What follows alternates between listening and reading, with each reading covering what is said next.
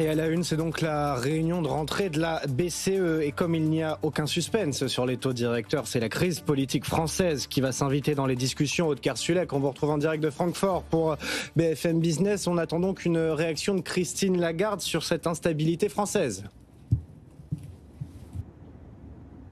Oui, tous les risques de chute de gouvernement dans la zone euro sont préoccupants. C'est ce qu'avait dit Christine Lagarde il y a 10 jours, une façon de détourner l'attention de la situation française, même si elle avait dit le risque pays sur la France a bien augmenté. Et d'ailleurs, les taux longs à 10 ans entre la France et l'Italie sont au coude à coude. C'est donc que la France paye plus cher sa dette qu'avant à cause de l'instabilité politique. Mais le message qui est donné plutôt à Francfort, c'est que la solution, elle est à Paris et elle passe par plus de discipline budgétaire.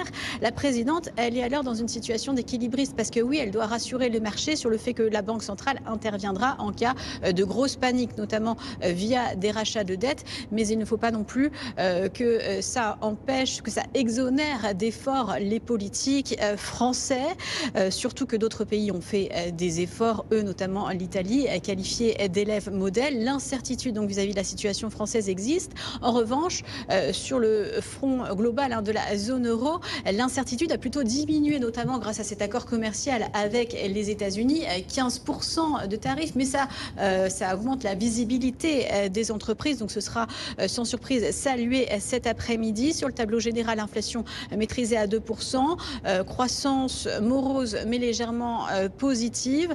La BCE devrait rester sur un statu quo et d'ailleurs les économistes n'anticipent plus de mouvements de baisse dans les mois à venir.